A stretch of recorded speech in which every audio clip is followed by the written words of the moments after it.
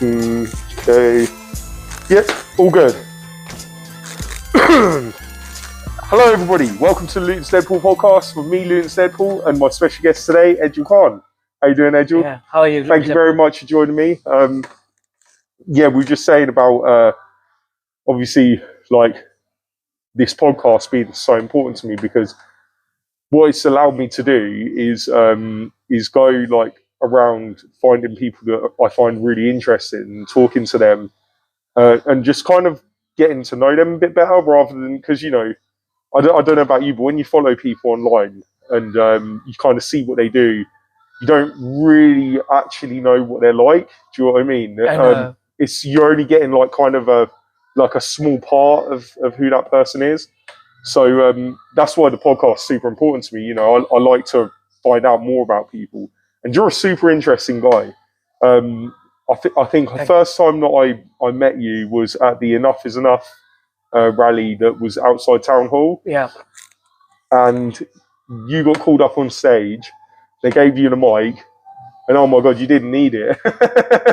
You didn't need it. You were so passionate and loud about what you believed in, and you really let us all know it. Do you know what I mean? And it was really really good to listen to, and inspiring as well, man. Like the amount of pain that people have been going through because of the cost of living, and you can really see that coming out of you when you decided to take the stand to speak. So yeah, firstly, thank you for your contributions to not just causes like Enough Is Enough, but also you was at the teachers' strike as well. I can't remember if you came to the Enough Is Enough rally in the church as well. Did you come to that one? No, I couldn't. Unfortunately, I was in London. Yeah, I thought I didn't remember, see you I there. remember it, Yeah, it was good. It was a very good one. I'm sure you would have supported it if you was around. Oh, definitely, yeah. But then obviously all your work with the Muslim LGBTQ plus network, which I know is incredibly important to you. So yeah, I mean, like let's delve into Ejel a little bit, find out a little bit more about yourself. So you're born and bred in Luton, yeah? Yes, I was born in Luton, 1974. Okay. Yeah. Where did you grow up? Well, it was Hightown at that time. I grew up in Bury Park, so I was born in Hightown, but we moved to Bury Park sooner. You know, I was about 2-3 years old. We moved. Yeah. There was a community there, like an Asian community. I was born in Clarendon Road in Hightown.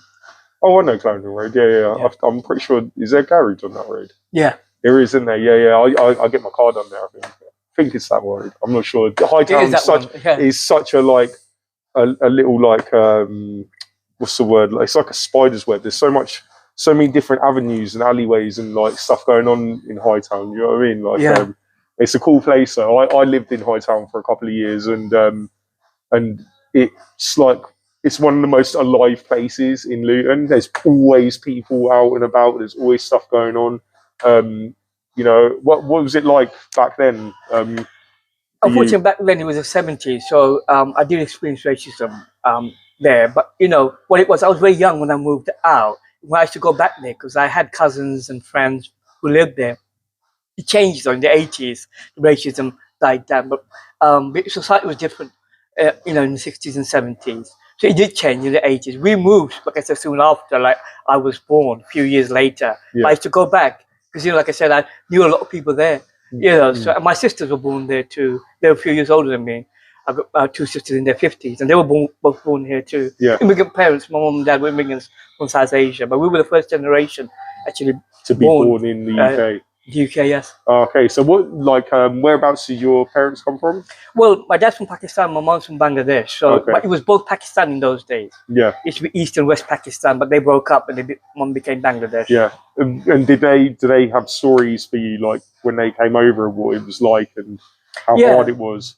It was hard because in the 60s you used to appreciate, like, it wasn't just hard for Asians, for Black and Irish. There used to be signs, no Blacks, Irish or dogs. And unfortunately, that's how it was. We were considered Black in those days, not, like people didn't they didn't differentiate. Like you're Asian, and if you weren't white or if you're Irish, they were discriminated against. Yeah. I've got Irish friends, like older Irish friends that came to Luton in them sort of times, and they said that it was weird because you always thought of racism as being towards just people of colour, but the Irish got it just as much. as anybody else. Obviously, I think they could get away with it a bit more because on appearance, you kind of look the same. Yeah. But then as soon as they open their mouth, then there's a problem. But yeah, so it's horrific that like that there was that time in Luton. I talk to a lot of people as well who talk about Luton in the past and how idyllic it was, as if there was never a problem in the world. And it's definitely not the case. Like, Luton's always had issues, whether it's stuff with racism or homophobia or,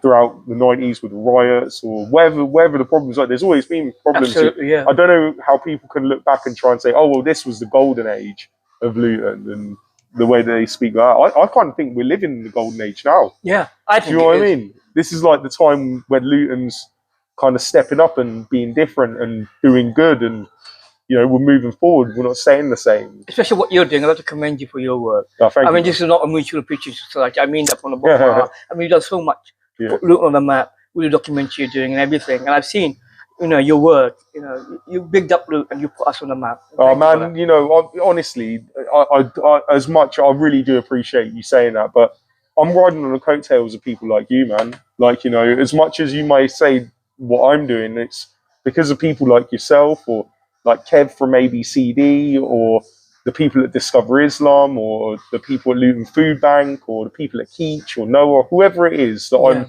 going around and helping.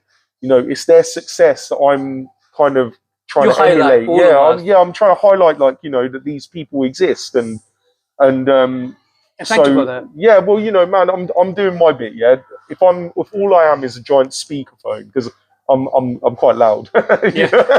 I'm loud. I'm loud, not just in personality, in my actual voice as well. I'm like you, man. I don't need a microphone. But yeah, like what I'm doing, I'm not the thing. You guys are the thing. The people that do so. Oh, hello, Lauren. Hi. Well, we do appreciate what you do for us. Like, you are, our signpost. You signpost towards every organization and see it on your badge. Yeah, man. Yeah. So I'd like to say thank you. Yeah, I mean that. I know you're humble. You're a humble person. I appreciate that. Well, man, I'm not even done yet. That's the reason why I can't really take credit for anything because number one, I haven't really done anything, and number two, my vision for what I want to do and how I want to help people in Luton, and not just that, but then I want to also change it so it's not just that I'm bigging up Luton, but I'm then saying to people on the outside, like, come over here and see how it's done. Do you know what I mean? Like Luton can be the place where innovation comes from, and not just of I heard the other day that we're the most innovative town in the UK currently because we produce the most amount of businesses in the UK, like new startup businesses. But we're not just good for that. There's so many other things, the arts, like acceptance of different ideas and ideologies, and we're just such a big cultural melting pot as well. Yeah. That, like, there's so much stuff in this town. Like, you can't really define Luton in one way, and I think that there's a lot of people on the outside can learn about us. Absolutely, you're right, and you've done that through your documenting the work you do with different organisations. What you've done is you managed to highlight all the good stuff that's happening in Luton. Yeah. So we all appreciate it. Thank you, man. Well, keep watching because there's more to come. But yeah, anyway, back to you. So obviously you went to school in Luton as well, yeah? So whereabouts do you go to school? Denby. How was school for you? School was good, but my school was quite rough. There was a murder in my school. And I remember seeing a dead body.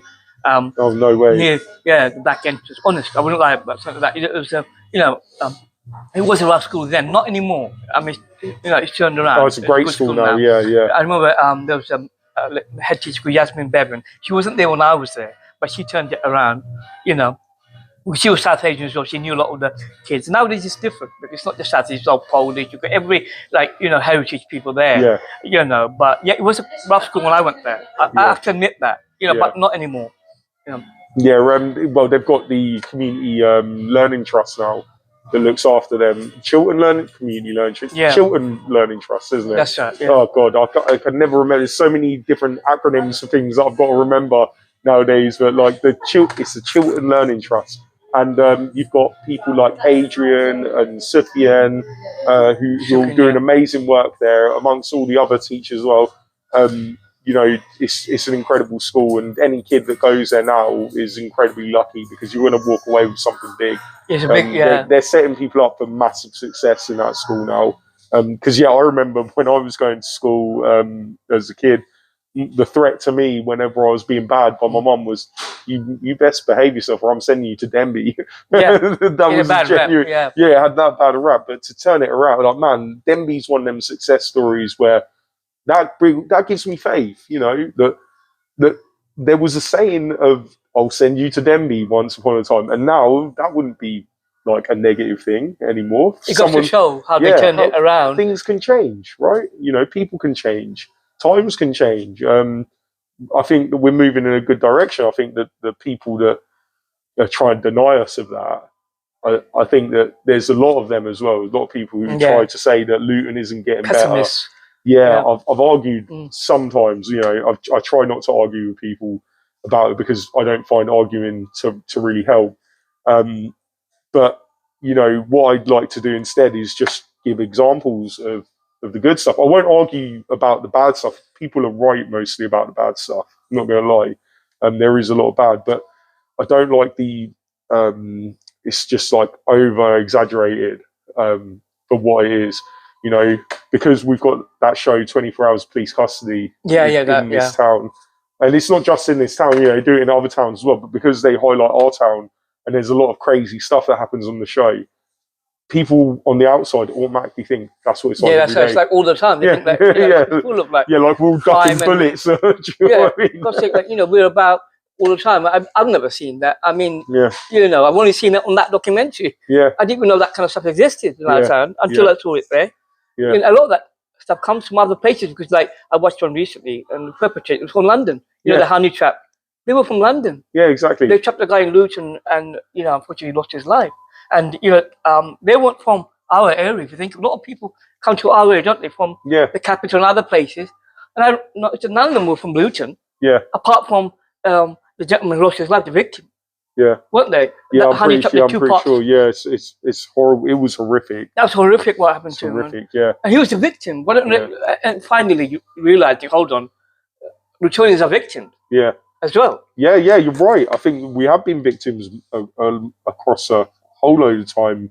Like when we had the EDL here, there's a lot of people from outside the town that bring problems into the town. There's a small section of people in the town that were supportive of it, but it's mostly from outside the town. That's people right. coming in and causing problems. And this is the thing: when you don't live in a place, and if you're part of a movement like that, you don't care about smashing up a road or hurting people that are from there because they're not your community. It's not your place. So you're going to act in possibly like a tremendously worse way. So I think that, like when for some reason we always get tagged with the EDL, I think it's obviously because of the man whose name we won't use, who started that whole thing up and is now still out there doing like stuff. Extremists in my community too, like with Islamist extremists like Al-Muhajirun. They weren't represented in the Muslim community. There's only about 20 of them in the whole, and we've got like, I don't know, the last count, it's like, almost 50,000 Muslims of different backgrounds. And yet Al-Muhajirun, a group of 20 people, but predominantly men. And they would, they were the guys that were out on the street shouting and going, I used to drop right past them when I was working at PC World, which is gone now. But like I used to ride home from there, go through Berry Park into town, like where I lived in town. And I'd come past them and like it was genuinely intimidating. It was intimidating. They didn't help matters because I would challenge them on homophobia, because obviously that affects me as a gay man, and other stuff like misogyny or whatever. Like you can't glamorize terrorism. I remember they had this poster. It said, "Oh, the Magnificent 17." It was about 9/11, and the people perpetrated that. I said that's wrong, and other people said that too. It wasn't just me. Other people said, "Hold on, what are you doing?" In Berry Park, they were doing that. Yeah. So we would challenge them, and they were a small minority. They were extremist group, but people didn't know that because they would, like you said, those who shout the loudest. They would shout the loudest. Everyone listens. Yeah. And the average, and that colours the entire area of Berry Park because then because of that, there was a massive amount of Islamophobia in this town towards Muslim community because of that small minority, when in fact, like you say, Yeah. the Muslim community were calling out themselves, but it just they would tap into that, you know, like Iraq, Afghanistan, stuff. Yeah. But thousands of us, a lot of us were born here. The majority of us, apart from my parents, were born in Luton. Yeah. So a lot of the stuff they're talking about, Iraq, Afghanistan, wherever in the world, like they'll try to get you in. That's how they, you know, so, oh, what's happening? You know, like this is what Muslims are going through. And we think, hold on, so what are you doing to help them? If you're going to help Muslims, you send them aid or whatever, if they're going through a war-torn situation. These guys weren't doing anything. They weren't, you know, like you've seen that. So like it was like us as a community. We all now you don't see them, do you? Yeah, no, they're not here anymore. No, I certainly don't see them. Berry Park is a place of peace and kindness and charity. That's what I see it as now. Same with the Muslim community. You know, I'm really privileged, man. Like I got to get involved with the Muslim community over the last couple of years now, and just really opening my eyes to it, because I was one of the people that was scared of it as well. Yeah, I'm not gonna lie, I won't lie. I was scared of it. I thought that it was an aggressive religion. I did think that there was parts of it where, you know, I just couldn't couldn't get my head around. And then not only that, I said that was the whole religion. Do you know what I mean? the rule did that. Even me, I felt that as a gay Muslim man, I used to feel a lot of homophobia from the community. I just think everyone was like that. You know, I got scared to a point where I thought, oh, maybe like one person out of 100 would say something to me. That was sticking in my mind. If someone say you're a fag, whatever, like, sorry. Yeah. But you know what I mean? Like someone would say something to me, and that was sticking in my mind. And I forget the 99 people I met. You're right, because, you know, I've experienced it, you know, as a gay Muslim man, you know. So I understand what you mean, because a lot of people don't know like what we're about. It's not their fault. It's what they see in the media. Exactly. It's ignorance, right? Yeah. At the end of the day, ignorance. Here's the thing for me, and some people don't agree with this, and I can't fathom for why. But I think that when you meet ignorance, you shouldn't then like challenge it with hostility, right? Like, so if someone doesn't understand, they say something wrong. If you instantly react with hostility, the person that was ignorant now sees you as a threat that they thought that you were. Yeah. So like when somebody is ignorant, you should approach with kindness, right? Because then you've got a chance at winning them over, getting them to see, and then maybe you can change things. Yeah. Because the truth is Muslim community, like I say, is the most kind, caring, most charitable community in our town by absolutely country miles. Like I can't explain. Like I've seen the stuff you've done in Ramadan, like some of the people you've featured on your podcast and you meet on social media. People that I've just met over time. Yeah. Like during Ramadan, you've been quite. You know, I go to Discover Islam as often as I can on a Friday to help them give meals out to people from the Curry Kitchen, which is all done by Community Interests, Luton and Venue 36. I think it's not Venue 36, Venue Central. That help out with all the meals. But like going in there on a Friday and sitting there for two or 3 hours chatting to the guys, and just not just finding out about like Islam, but about them as individuals. As people, because here's the thing that people forget, right? When they think of Muslims, they think of just like one type of person, right? They don't think like that within Islam you've got lots of different types of people, just the same as anywhere else. But just because you practice the same religion doesn't mean you're the exact same as the next person. I'm secular. Like I'm here in Ramadan, I'm having alcohol, and a lot of people say, "Oh, but look, there's no pressure on me to do anything. I don't have to fast. I don't have to pray." There's a saying in Arabic. It says, "La ikraha fi din." It means there's no compulsion in Islam. We're not compelled to be any way. Meaning, I don't have to do anything. Like, you know, I don't have to pray. I don't have to do my fast. You do it because you want to. And because you feel, you know, for the betterment of humankind. So I always kept that. As a gay man, I had something to hang on to. I always felt like, they're just be human beings first and foremost. Most of my friends are just like, culturally Muslim. They're not practicing necessarily. A lot of them don't fast. Even like my mom. She doesn't fast, and my sisters. You know, most of the people I know don't fast like 30 days because we didn't do that growing up. But I know some who do, but they're good people. The ones I do know, they're good people because they don't judge me for being gay. You know what I mean? I was surprised to see that too. I thought, they're practicing. They might not accept me, but I know it's much like you. I engage with them. And it's they're human beings just like me. You're right. Well, because obviously, like talking to you, you've really changed my whole view of Islam in such a profound way, because I didn't know that there could be an LGBTQ plus group in Islam, in the Muslim culture. I didn't think that was a thing that could physically happen. And again, it was part of my ignorance, because I was like, I just thought it, because you hear things on the news, like especially in some of the African countries at the moment that are really hard on homosexuals. I can't remember the country now, which just recently made it illegal. Oh yeah, I think Uganda. Uganda, yeah, it was, wasn't it? Yeah. And just a So mix sad, of Christians and Muslims. Like you got all different religions in Uganda. Don't get me wrong. I mean, it's sad because I live here in the West. Like we're here in Luton. Yeah, I'm protected by law. So if you think about it, someone can say something to whatever they want, but I'm protected. If I feel that's homophobic, that comment, or whatever, if I feel like I'm mistreated, I can go to the police. Do something about it. Homophobia is a hate crime.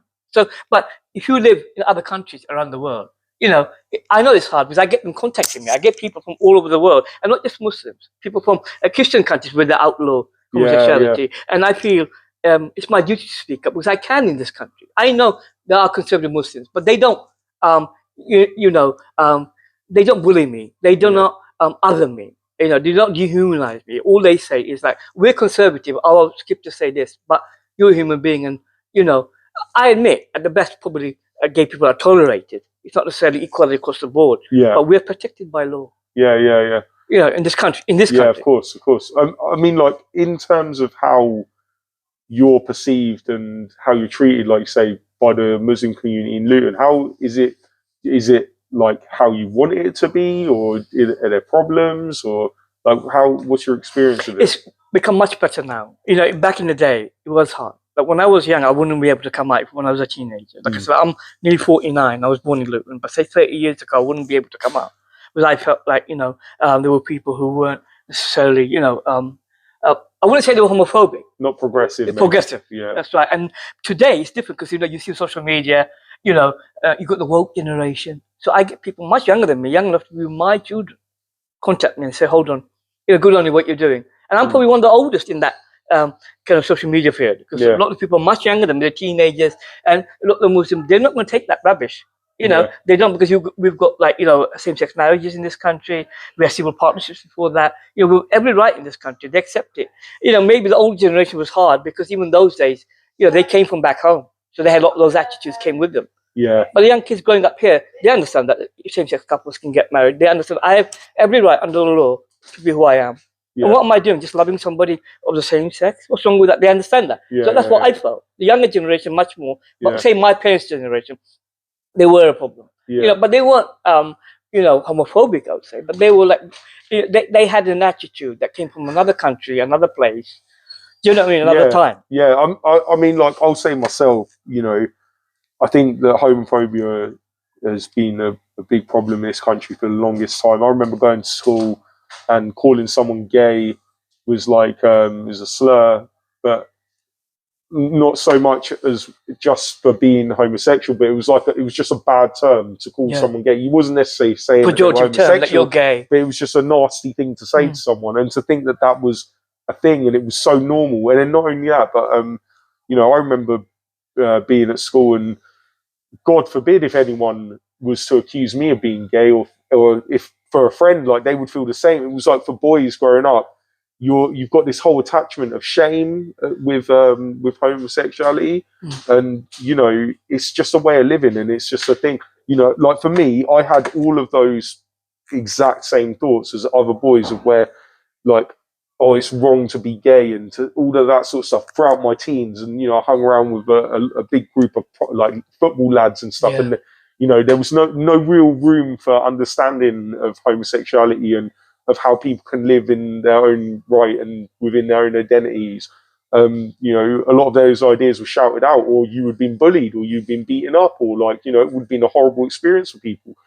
And for me, it only changed when my best friend came out to me as gay, because up until that point, I was one of them. I was with the ignorant crowd who didn't understand and was quite mean to people. I never it's not your fault. It's like how we're conditioned in society. Like we were conditioned. Like since '67, it's been legal to be gay, but gay people didn't really have the same rights as say other people did, because even though it was legalized, it was only partially legalized. Even when I was young growing up, you have to be 21 to be in a gay relationship. That only Yeah. changed in 1994. It was so Oh, really? yeah, it was 20 or 21. You couldn't be 16, and then Oh, wow. the age of consent was equalized. It wasn't your fault.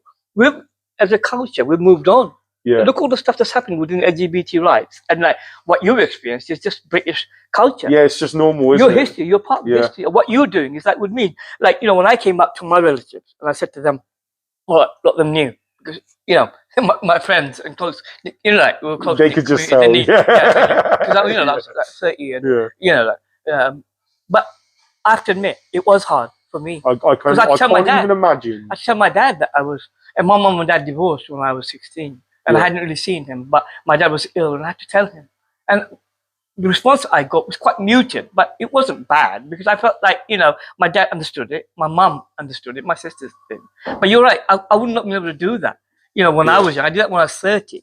I felt society had moved on. Sad, man. Sad that was the case for you. Like I say, my friend, that's the reason why he stayed quiet, because he felt like he would have been bullied for it.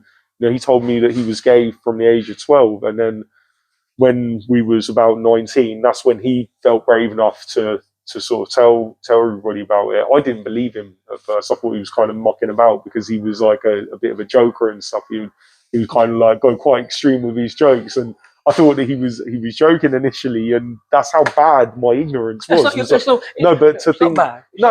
okay. Trust me, I'm like okay with. I don't feel bad for not knowing, because I understand like that. We're like babies a lot of the time, most of the things that we do, right? It's like, Michael Schumacher didn't get into the Formula One car and drive it well the first time. Yeah. There was a time when he didn't know how to drive a car. You know what I'm saying? But that's not a reflection then of how great a driver he was. You know what I mean? It's like, for me, my journey that I've been on, I've been ignorant to so much stuff. It's just lack of education. Because then as I've gone on and I've become educated, I've got an open heart. I'm a good person. I think most people are good people as well. They just need to sit down and meet someone. But I mean, we're both working class lads from Luton. If you think about it, like, we might be from different backgrounds, but we're both working class lads. So we've got more in common than anything. If we could come to that point where, we understand that, like, that Britain's changed, and that we have to keep up with it. If we can understand that, so why can't the rest of Luton? Because, like, we're no different, are we? I wasn't born in Buckingham Palace. I was born in Luton Industrial Hospital, like you. I assume you were. Like, all of us grew up here, like, in this town. So if we can change, everyone can change. Everyone can. Yeah, exactly, bro. I love that. I love that you feel like that, because that's exactly how I feel. That's why I think it's important to hold a podcast, and for me to hold my hands up and say, at one point in my life, I wasn't particularly nice to people. Of different viewpoints to me, because I didn't understand them. I think that ignorance is the biggest problem in the world for, like, people getting on with each other. We other people so easily. We try to say that you are other to me. You are so different. Like, we could never get on. But the truth is that with almost every human that I've ever encountered, I always find commonalities. Right? It's like so I've got like a ton of fans in Gambia, for unknown reason. Don't really know why. Just some reason I get like at least 2 or 3 You're followers. big in Gambia. I don't know why. It just happens. Just happens. They're great people though. I love the Gambians. Their laws on homosexuality are a lot better there as well, thankfully. And from the people that I speak to over there, it sounds like it's moving in a good direction. So Gambia, fingers crossed, they're going to be on the right path with that sort of stuff soon enough.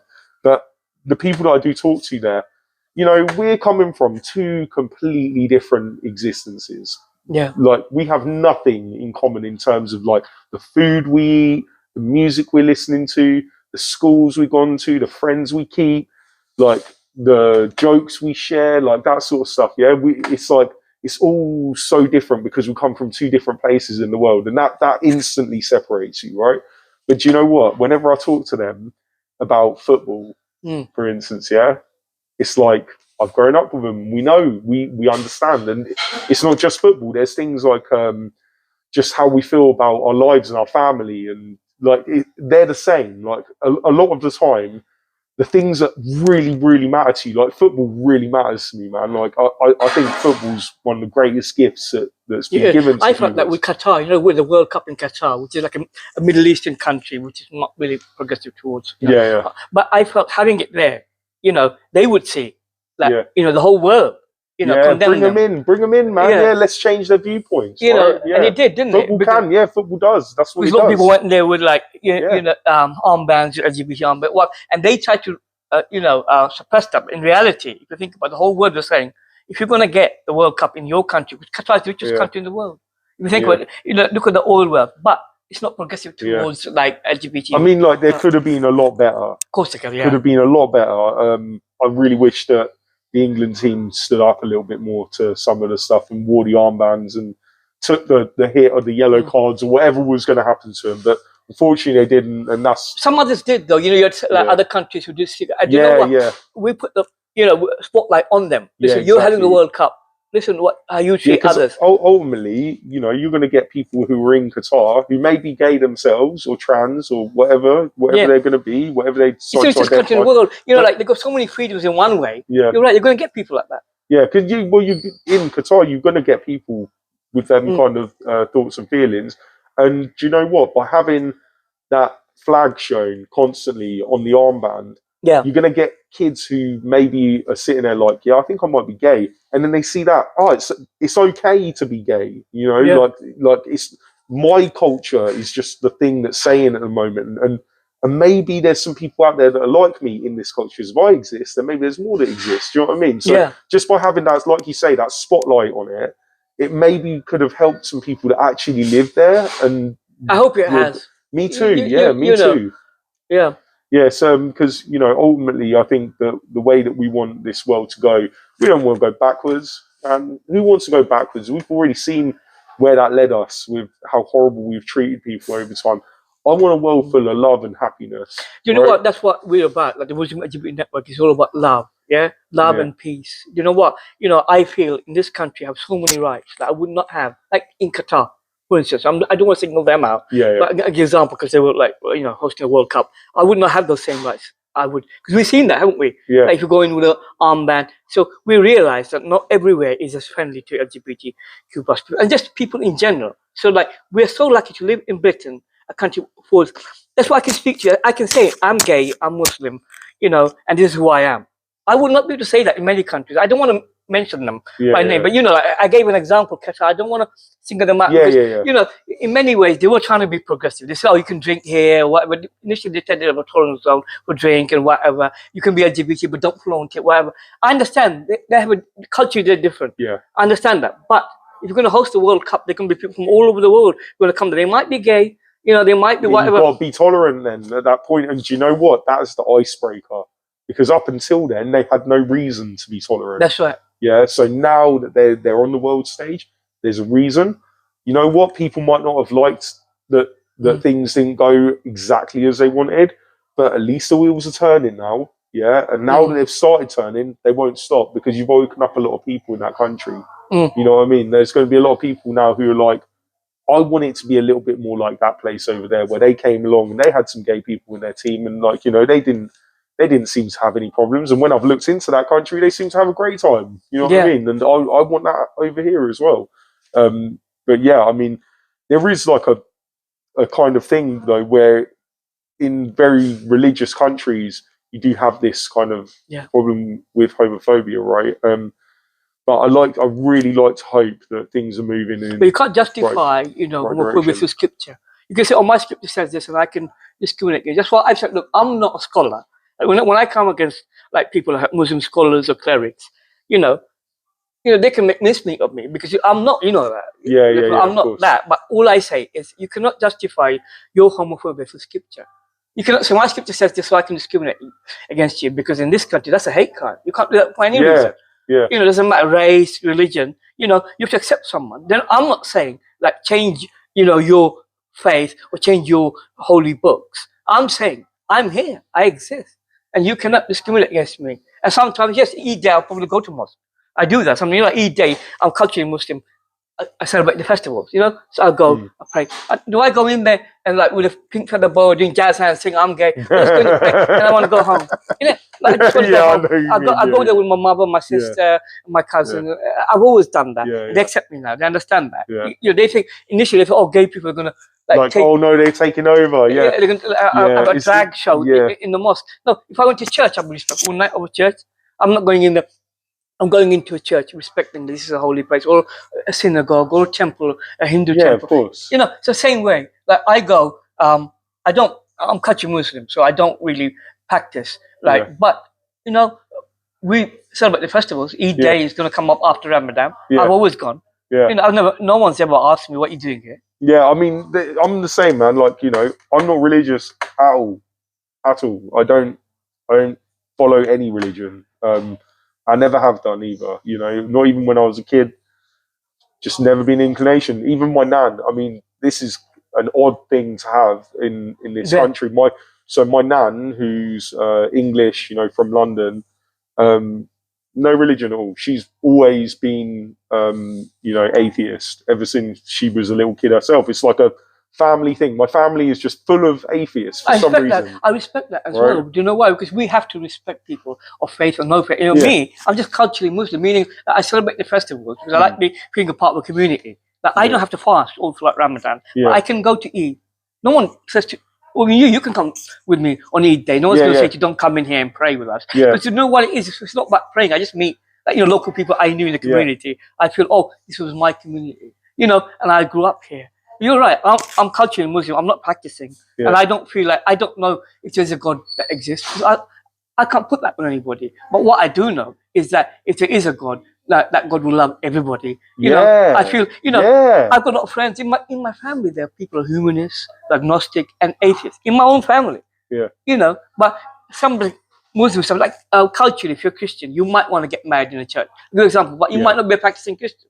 Yeah, exactly. Or Christmas Day, what celebrate? I celebrate Christmas. I'm not Christian. Yeah. Do you know, like, It's true. You know, so we open presents and like, you know, I'm not Christian. So that's what I meant. It's like culturally, you know, like Christianity. I mean, for me, I've got to be honest. I just love a party. I just love an excuse to celebrate, man. Like, I love celebrating with other humans. Like, I think that it's one of the most joyous acts that we can have. Like, whether you're celebrating Christmas or Eid or Easter or wherever it is, wherever the celebration is, if it's a coming together of people in love and kindness and charity, like, man, there's nothing better in life for me.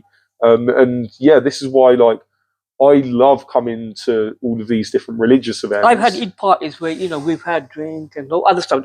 You know, I don't condone drugs or anything like that. But I'm saying, like, you know, legal stuff like drink. And, you know, we celebrate. In Eid Day, we're drinking and stuff like that. A lot of people I know may not partake in alcohol during Ramadan because they feel, all right, you know, but, you know, others do.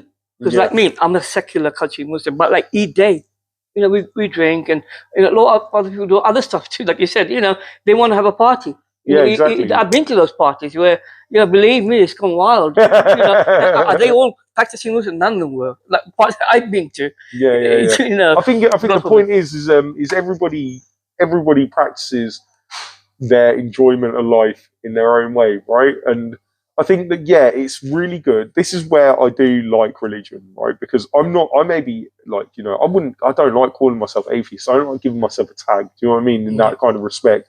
But what I really, really like about religion in general is that there's a direction and there's a focus on making you better, making your community better, and giving and just love, all of that stuff. Like, and that's within any religion. You have that.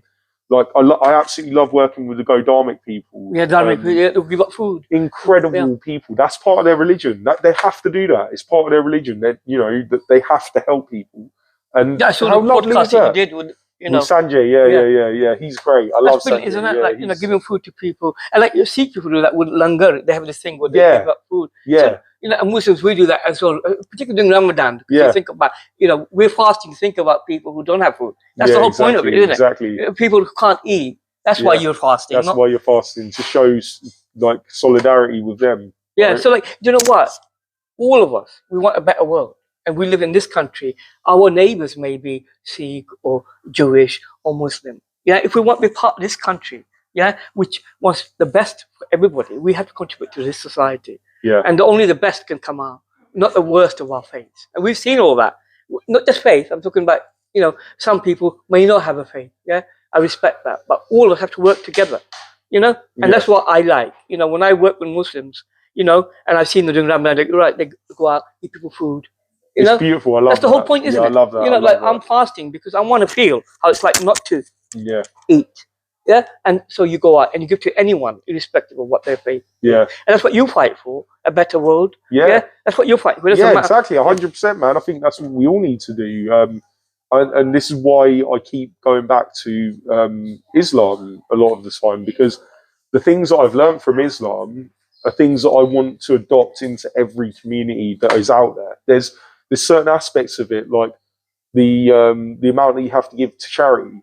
Right? Zakat, yeah, that's amazing. But you do that here. If you think of the welfare state, is zakat. The welfare state to help people. Who may not be able to cope otherwise, be it housing benefit or that is zakat, isn't it? Yeah, a British society that practices. I know.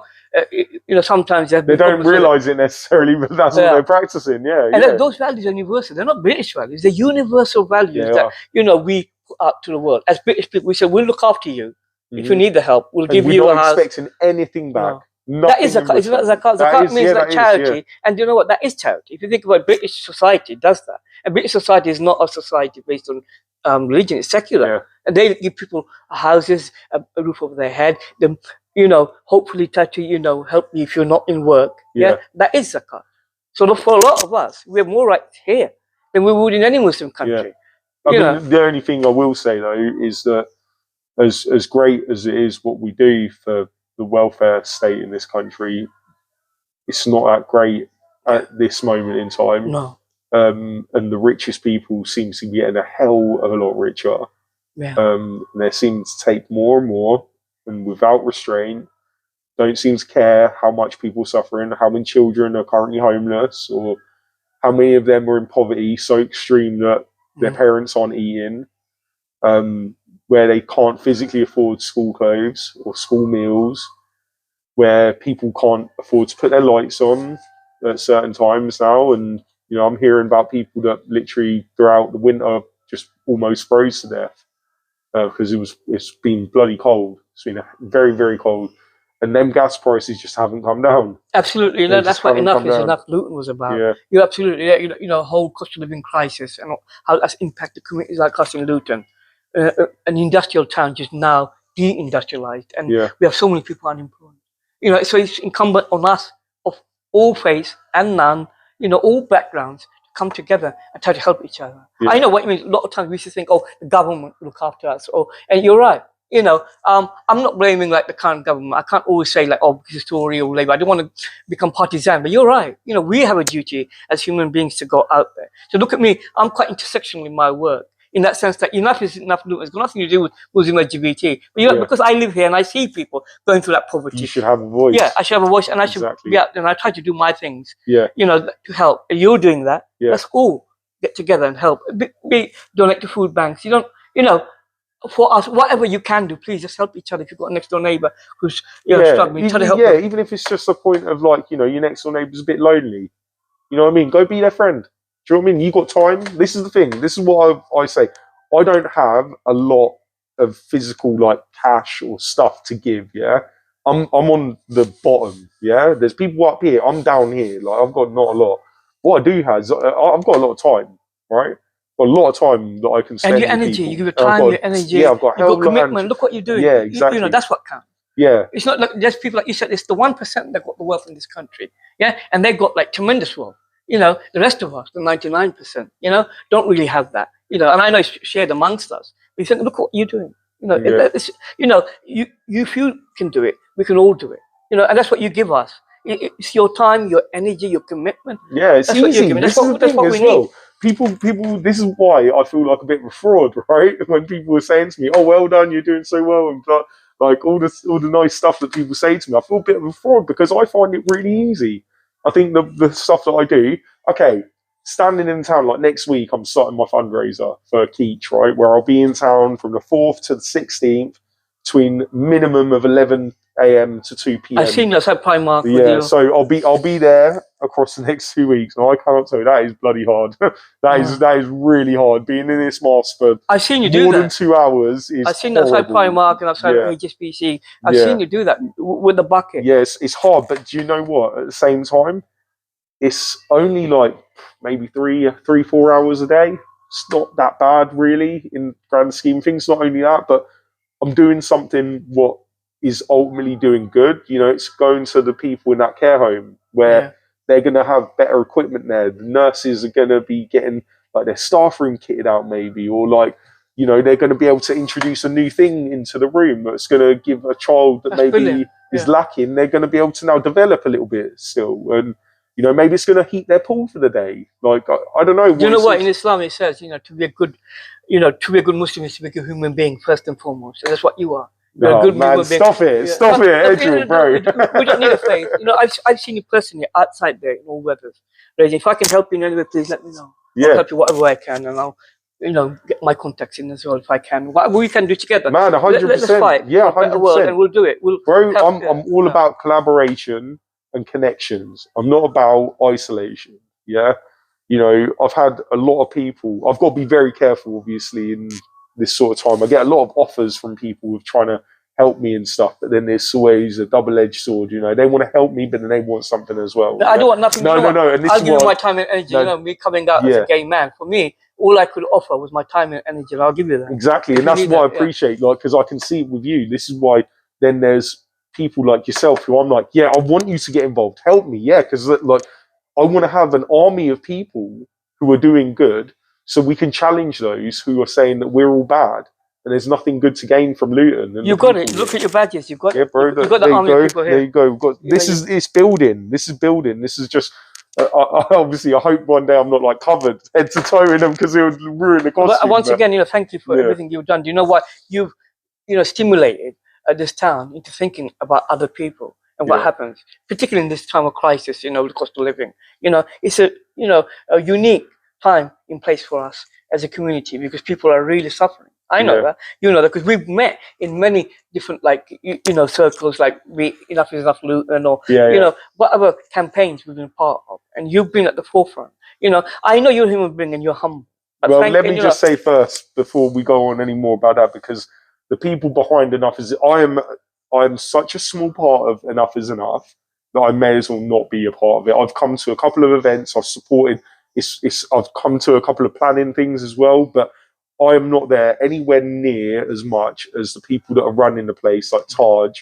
Maya. Taj is incredible. Because they had the food bank, didn't they? You know, when we had that thing outside the town hall, they had a food bank where people bring, you know, in food to donate. So it's stuff like that. Like, I'm nowhere near Taj or the people who run. But then this is the thing, Taj will probably say to you as well that, I do this little bit, sort of good. But, like, you know, I'm not as much as what this person we're all does. doing a bit. And this is the thing, we're all doing our bit. Every little helps. That's what matters, is that I'm still kind of trying to find what my role is in this town. I get people tell me a lot of the time what I am and what I represent and stuff. I'm still kind of trying to work it out myself.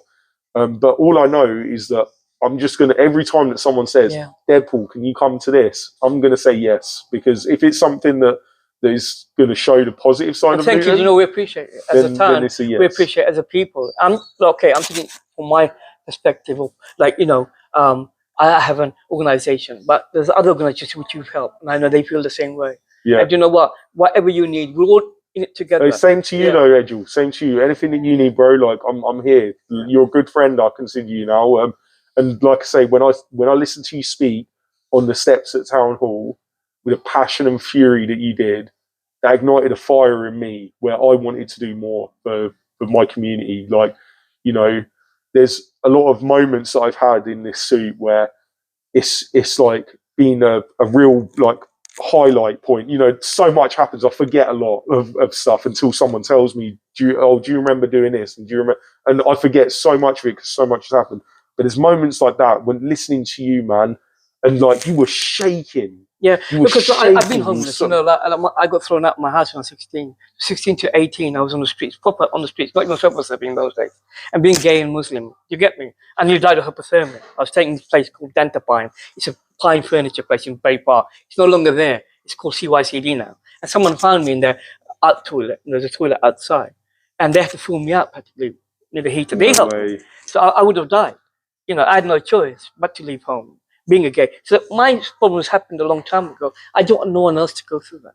It doesn't matter if you're LGBT, Muslim, or whatever background you're from. You know, I still got it today. I say, look, I nearly had my leg amputated. I still got there because of you know, just scars. I got no teeth because of it. I got scars everywhere. I used to get beaten up on the street, and you know, so I lived on the street 2 years.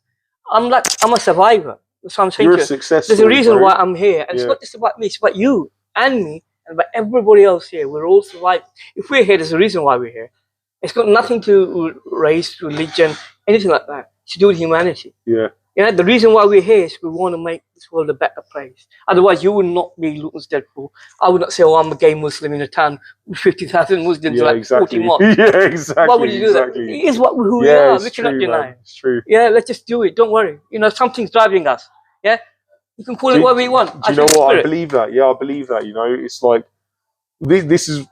I think it doesn't just drive like me and you. I think it's driving everybody all of us. All the time, right? Yeah. And here's the way that you get into it, to get it to work for you, because it's working for me, it's working for you. It's the human spirit. I feel all of it. If you're alive, I feel it's a human spirit. Nothing to do with God. Yeah, there's something pushing spirit, you, right? Isn't it? Like, when I speak to you now. This is what I feel, though. I feel like it's something super unconscious, right, within us that's doing it. And the best way that you can sort of help it is to get out of its way. Yeah. Do you know what I mean? Like, so whatever the thing is, like, because, you know, when I first started doing this, I was embarrassed at first doing it. I was like, oh, I don't know if it's a good idea.